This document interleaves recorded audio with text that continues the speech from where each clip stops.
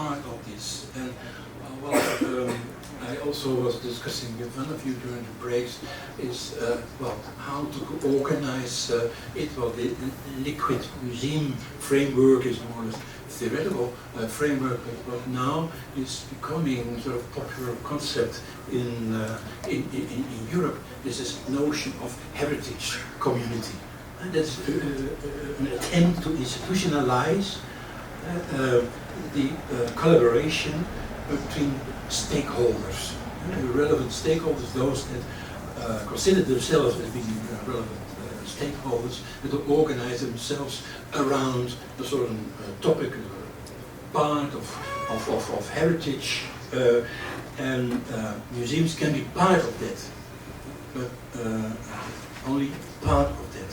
And it involves private collectors, private people, academics, whatever. I think this is a very powerful concept that is the basis of policy in Belgium, for example, and there are different heritage communities in the Netherlands working along these lines. It is very much also connected with principles as defined in the ICOM Code of Ethics for Natural History Museums. It says that maybe beyond the responsibility of museums to collect and to preserve their collections, there is a general responsibility for respecting the integrity of the nature. So part of the ethics of natural history museums might be not collecting. Talking about sustainability, where is the core responsibility of natural history museum? Is that a collection, or is that something beyond the collection? And the awareness now, as defined in the ICOM Code of Ethics for Natural History Museum, is that basically the core responsibility is in let's say the world around museums and not in the museums.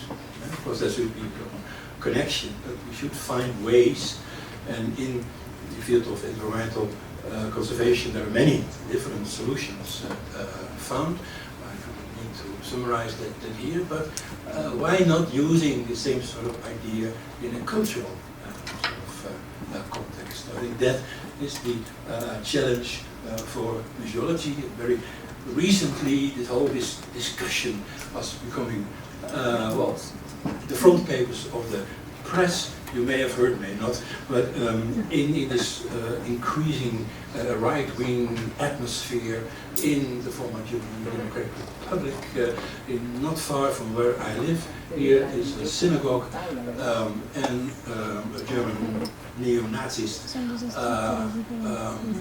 during the Yom Kippur celebration wanted to enter this synagogue with loaded guns and wanted to shoot the 80 people in the synagogue. And he was not able to come through the door, so that the door kept him outside. And out of frustration, he killed people outside who were not Jewish and just passing by. Now, this is an event that, of course, as you can understand, was extremely traumatic, not for this Jewish community in Halle, but for the whole of Germany. And we were talking about rapid response collecting, and many people said, well, perhaps this door symbolizes for us what is happening at the moment. Perhaps we should musealize this door. And I'm talking about the Jewish Museum in Berlin, or other museums, but a more modern approach is no, we should not musealize this door. We should not alienate this door from the community that is protected. We should not bring this to Berlin or any other museum. We should leave it. Maybe not there, because, well, the door, as you can see, is heavily damaged, and they need a new door to protect this community. But the door should perhaps be there, because it's their heritage, their history, their memory, perhaps term memory is better than the term heritage. But there, and it's interesting that there was a discourse in German newspapers about this, and I think that again, when I referred to that before, is part of this whole idea of transparency. The principles that we are discussing in our lectures, in our conferences, we should try to involve the broader community with that. Because museums should not be isolated from society. Museums should address the issues of the society, but at the same time, the museums, as institution itself, the working methods of the museum should be shared. The community of Jewish community of Halle now have expressed their strong wish to keep their memory there, because it's their memory. Thank you so much.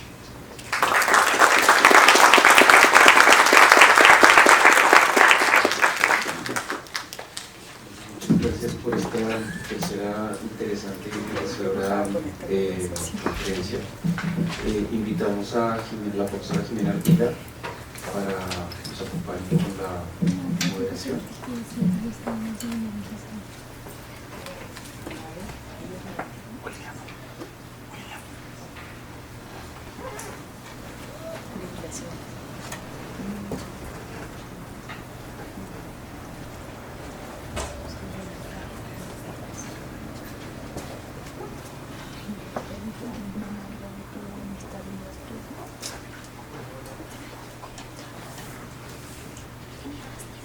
Buenas tardes para todos, mi nombre es Jimena Ardila. Yo tuve el gusto de ser profesora en el último de los módulos de la especialización, y pues esta charla realmente me parece bastante pertinente. Yo soy una de las personas que me he preguntado mucho por el tema del título de propiedad de las colecciones, y en las colecciones de los museos en Colombia, muchos de ustedes que trabajan en las instituciones museales saben que yo creería, me atrevería a decir que el 1% tienen títulos de propiedad legalmente constituidos. No es la característica principal de los museos, y principalmente en el caso de los museos arqueológicos que han sido creados y constituidos a partir de la guaquería.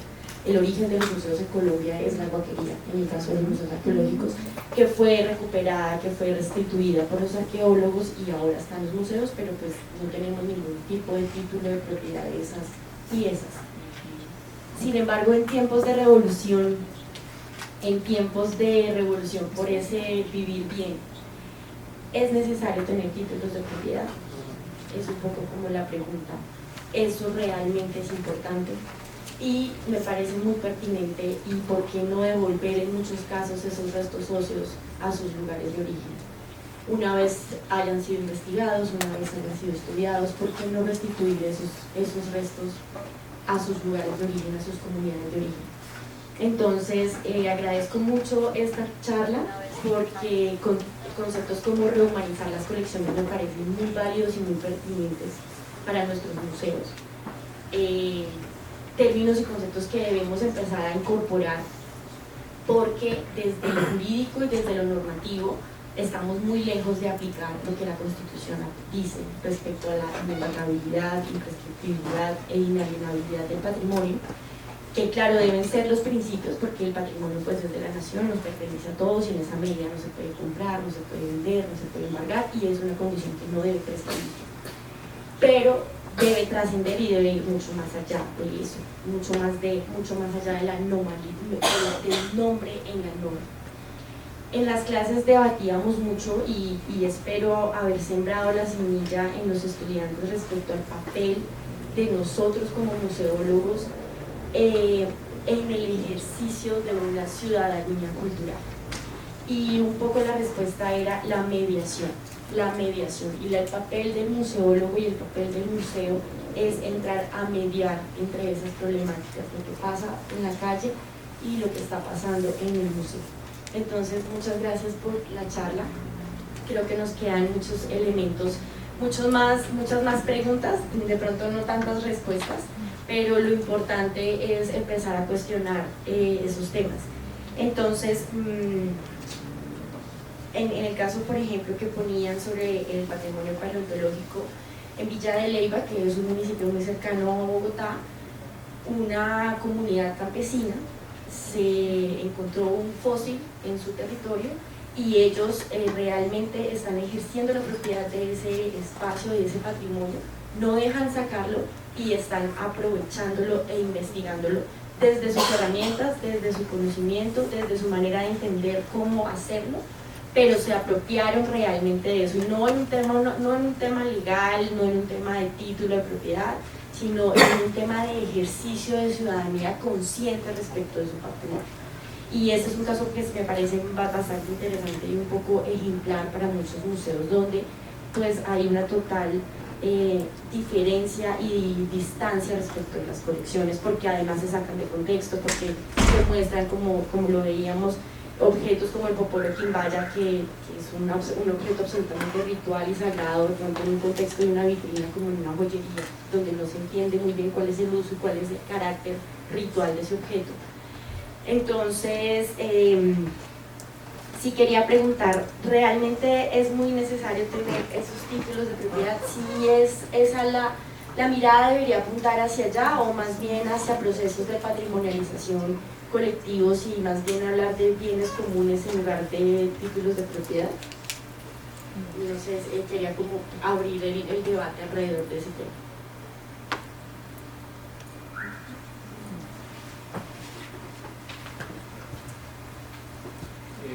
Yo sí creo, Jimena, es chévere mencionar que no solamente es una iniciativa ciudadana, seguramente es una iniciativa también de la academia que ha logrado trascender en las instituciones colombianas como el ICANN o como el Servicio Geológico Nacional, que en efecto, en este caso de Sáchica, que fue este fósil que encontraron, yo tuve la oportunidad de ver cómo fue ese proceso. Y la ciudadanía también siempre viene con la idea de que se lo van a llevar para Bogotá, pero después yo escuchaba la otra parte y la otra parte decía, o sea, no tiene ningún sentido ni ninguna lógica que nosotros nos llevemos un fósil que está completamente apropiado y que puede ser perfectamente estudiado y que puede ser perfectamente problematizado en el sitio, que se ha garantizado un sitio que la ciudadanía está pendiente de ese patrimonio paleontológico. Entonces, yo sí creo que también rescatar eso, ¿no? Que no es que las instituciones colombianas estén en contra de esa apropiación ciudadana, sino que por el contrario creo que también han copiado ese discurso. Lo mismo el ICANN, que pues el ICANN, antes la idea era cualquier pieza que encuentren tiene que quedarse en el ICANN. No, ahora los procesos de, digamos, como legalizar, entre comillas, esas colecciones producto de la huaquería son mucho más consecuentes cuando hay detrás de eso una intención ciudadana de, por ejemplo, crear un museo o crear un espacio donde se puedan visitar esas colecciones sin tener que decomisarlas o iniciar un proceso pues, legal que las separe de su sitio donde fueron encontradas. Eso me parece muy interesante porque efectivamente, digamos que en un inicio la norma y lo que establecían nuestros primeros decretos y nuestra primera normatividad alrededor del patrimonio era que el ICANN era la única entidad que debía conservarlo, preservarlo, difundirlo y demás. Y hace ya un buen tiempo dijeron, como no, las comunidades háganse cargo de su patrimonio, pero ahí la pregunta es, ¿eso realmente se está haciendo con una función de apropiación de ese patrimonio o porque el Estado es incapaz de conservarlo, mantenerlo, difundirlo e investigar? Entonces, o es que el ICANN no puede con eso y por eso lo entrega a las comunidades, o porque realmente quiere que se haga un proceso de apropiación desde las comunidades.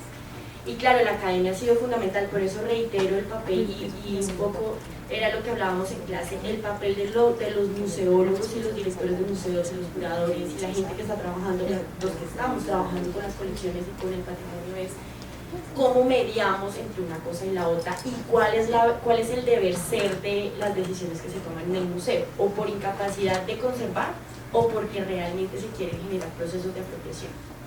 Es un poco eso. El ICAN es el Instituto de Antropología e Historia de Colombia y es la entidad que se encarga de conservar, preservar, difundir el patrimonio arqueológico e histórico del territorio nacional. En grosso modo, es eso. Entonces,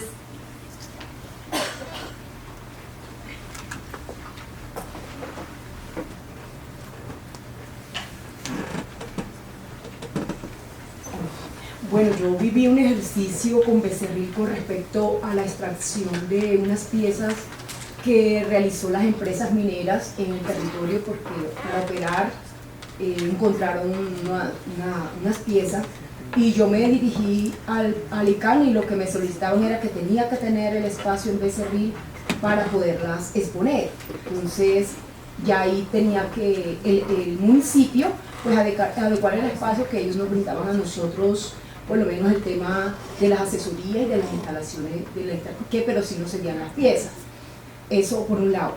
A mí me surge otra pregunta, y yo, o sea, me ha inquietado esto, así como de pronto la legalización de ese patrimonio material, también vivió un ejercicio, pues me preguntaron y vivíamos un ejercicio.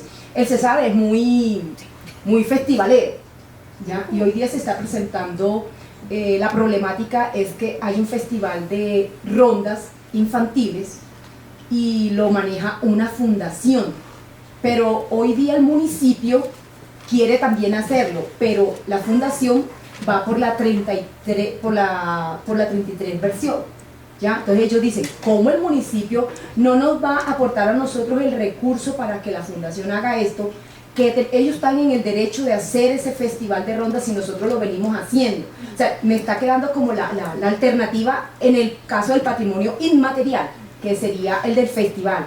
Y si el municipio como tal está en el derecho de continuar una versión que no viene haciendo, sino que lo viene haciendo la misma fundación. Entonces ellos me decían, Rosa, ¿qué se hace en ese caso?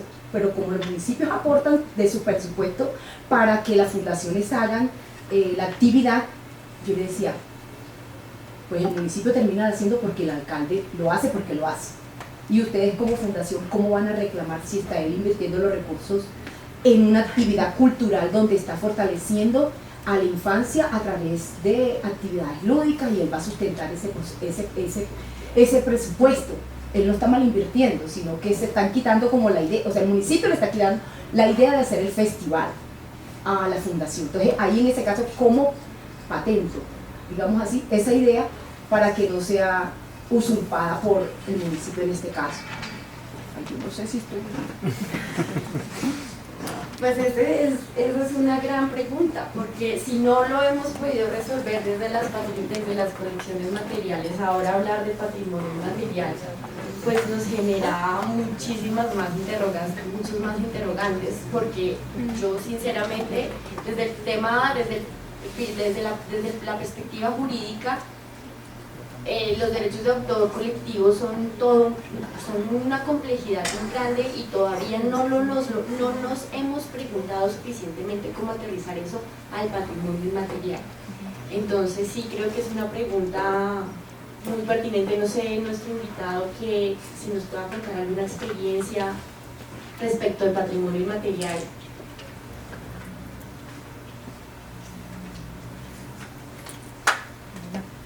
No, not really, but I would like to follow another line of thought.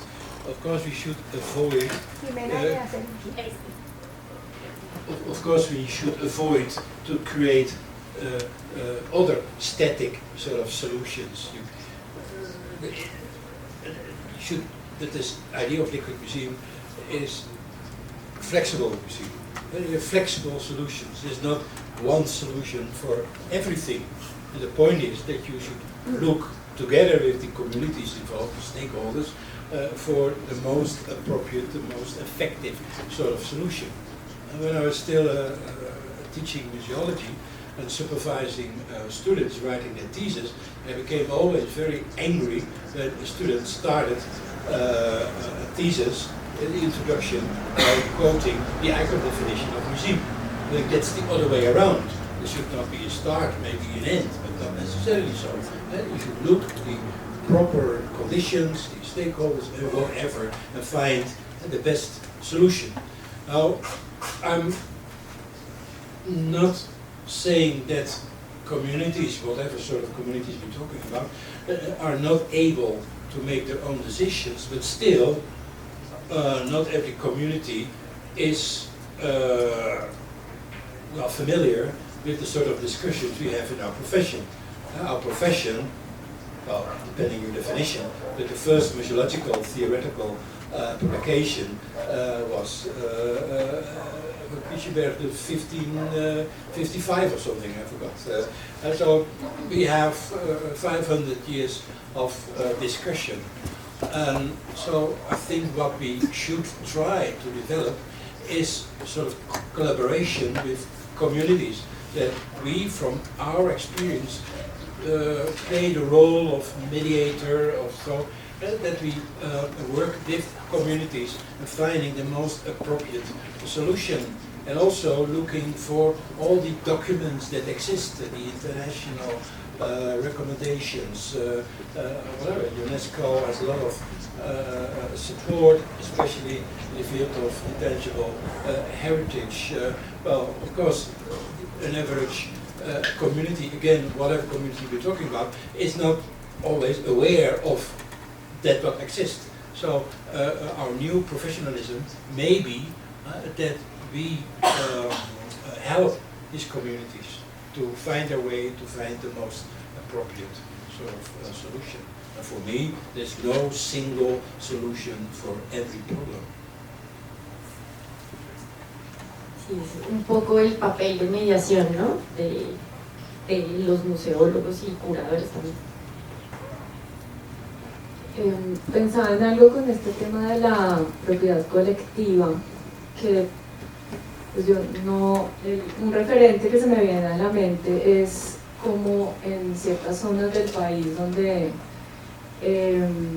hay comunidades que viven en zonas cenagosas, en zonas inundables, y tienen sistemas de propiedad, pues que es propiedad consuetudinaria, que implican como un principio básico de flexibilidad, y es que la tierra,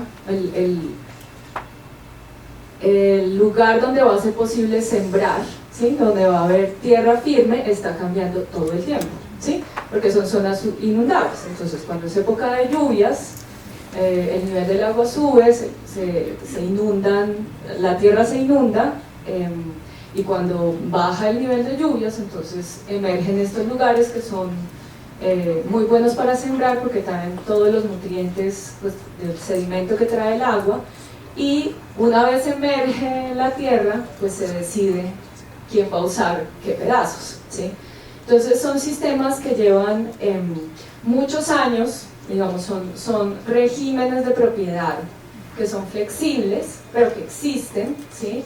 Y que implican que se negocia quién usa qué lugar cada vez que esa tierra emerge. Entonces es todo un reto para alguien que viene de una lógica, no sé, de un abogado que estudió en Bogotá, en un edificio en Bogotá donde pues los ríos están canalizados, bueno, en fin.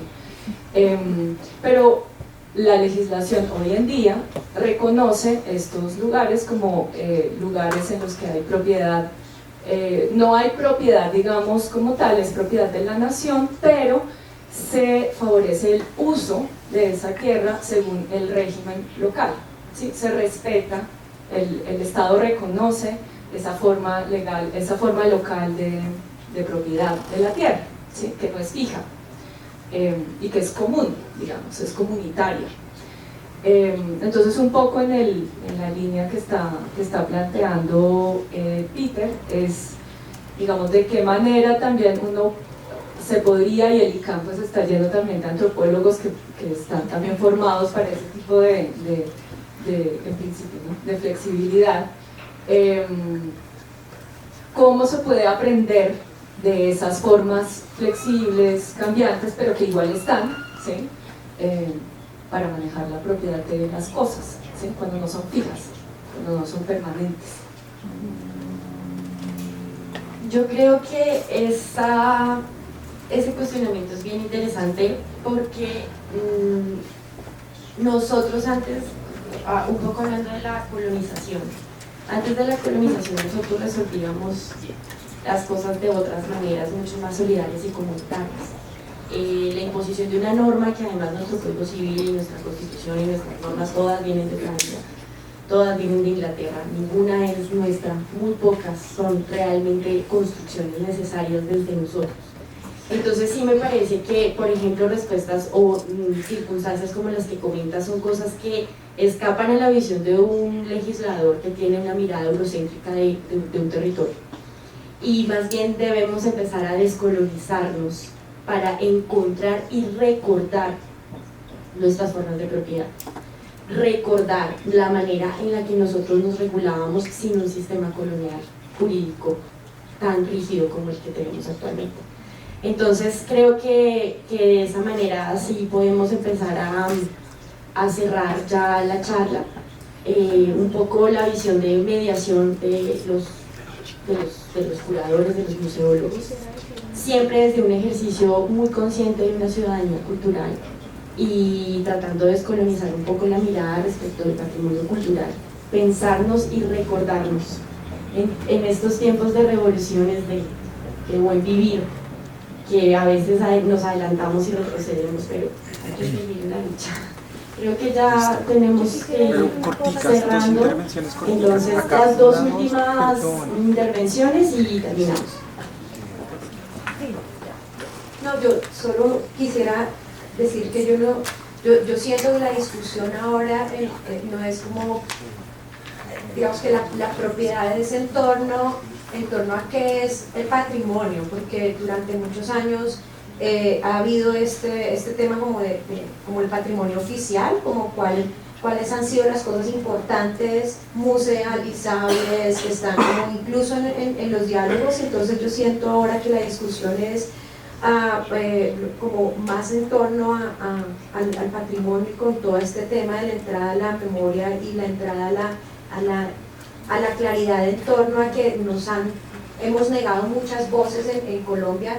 Creo que es en ese escenario en donde está el tema de la propiedad, y me parece que uno de los roles importantes que tenemos como museos en términos de abrir esos espacios a las nuevas voces es precisamente también decir abiertamente cuáles son las otras cosas que también son patrimonio, y cuáles son esas cosas que desde ser patrimonio son importantes, y efectivamente nos toca recurrir a construir cosas juntos con la comunidad, a volver porque nosotros dentro de los museos tampoco lo tenemos claro cuáles son los objetos importantes que se vuelven de patrimonio y que fortalecen en nuestros procesos de memoria. Entonces creo que es más en torno a haber abierto qué es el patrimonio y la responsabilidad nuestra de admitirlo y de asumirlo. Bueno, voy a hacer una pregunta. Cuando los museos enfrentan la expropiación patrimonial de su acervo en las colecciones por parte de las comunidades, ¿cómo podríamos o qué se podría desarrollar frente a los procesos de activación social mediante mediación con las comunidades en torno a su participación, en torno a su autonomía, a la intervención sin daño, en el ámbito de su identidad y construcción de esta?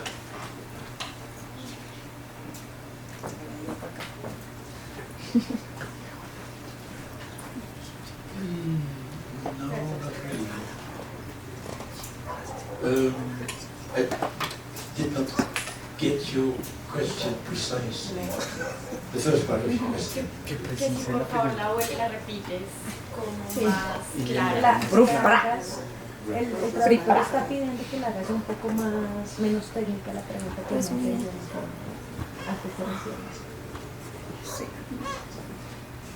Bueno, más que todo mi curiosidad es cuando se presentan los casos de expropiación, digamos, del acervo patrimonial en el marco de las colecciones de los museos por parte de la comunidad, es decir, cuando las comunidades no se identifican con su acervo patrimonial de los museos, ¿qué rol debería hacer o qué estrategia debería implementar el museo para generar construcción de identidad?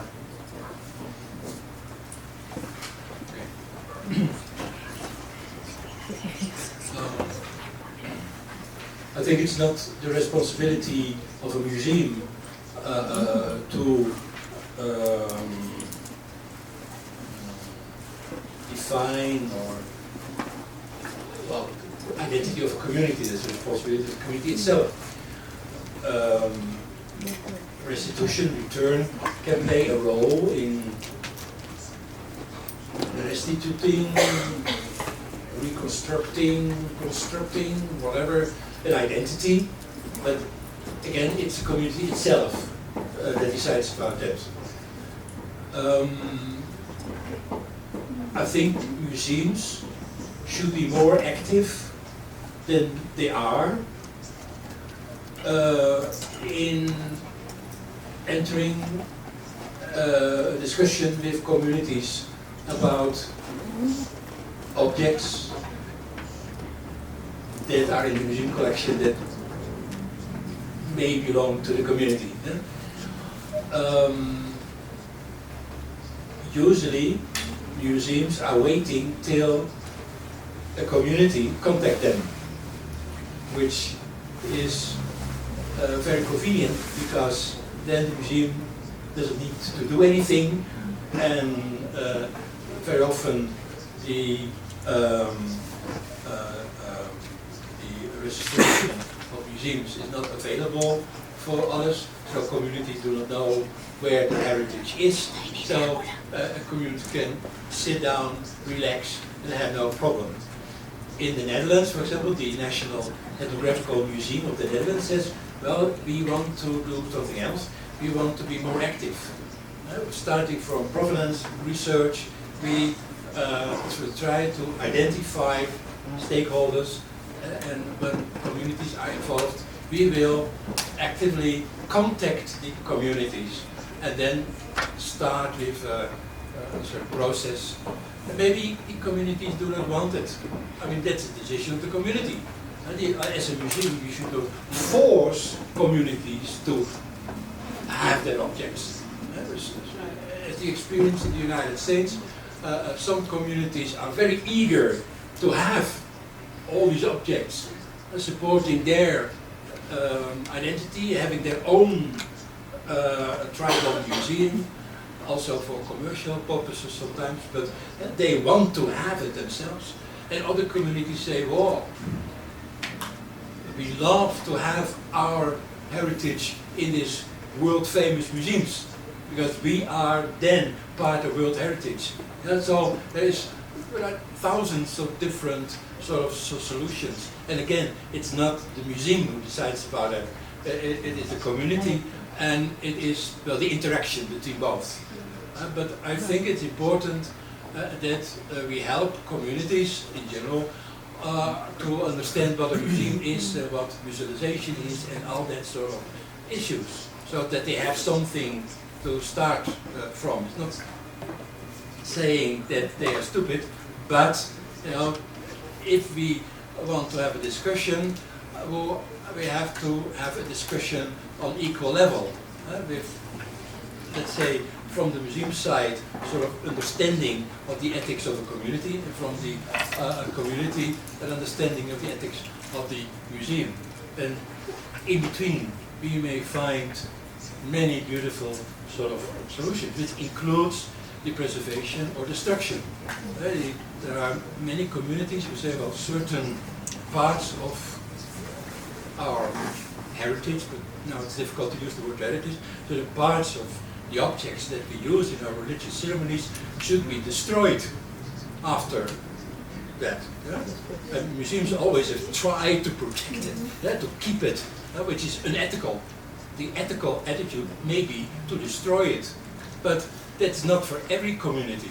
The Zuni community in the United States, they want to destroy the things. And other communities say, well, oh, great to have them in the National Museum of American Indians. Yeah. So again, it should not be a standard solution for everything. Talking. Bueno, muchas gracias por esta última charla. Creo que hay algo muy importante y es como Peter aborda. cómo Peter aborda en esta última charla el tema de la propiedad y cómo este tema de la propiedad siempre va a estar relacionado con los temas de poder y cómo desde la normativa de un Estado pues siempre se va a querer institucionalizar o digamos apropiar de unas prácticas identitarias o patrimoniales que no necesariamente, y lo trabajamos o lo discutimos mucho en la facultad, que no necesariamente tienen que tener una legislación, tienen que ser parte de un discurso utilizado para generar procesos de identidad y para generar procesos de pertenencia a una comunidad determinada. Muchas gracias entonces a todos y a todas por la asistencia, gracias a los profesores Carlos González y Sebastián Carrasco que están detrás de las cámaras haciendo posible el video. Gracias entonces a todos por venir, gracias a Peter por aceptar esta invitación de viajar tantas horas para venir hasta acá a compartir experiencias, y creo que es muy interesante poner en conversación las experiencias que Peter nos trae de diferentes partes con lo que está pasando aquí en Colombia, cómo desde los museos en realidad se está resistiendo a muchas prácticas excluyentes que en algunos casos el gobierno nos puede imponer. Mañana seguiremos entonces con los estudiantes en la presentación de sus avances en sus proyectos de sostenibilidad. Mañana pues no tendremos transmisión live porque es una sesión de trabajo con los estudiantes. De nuevo gracias a todos y a todos por su participación, por haber venido hasta acá, y les deseamos un buen regreso a casa.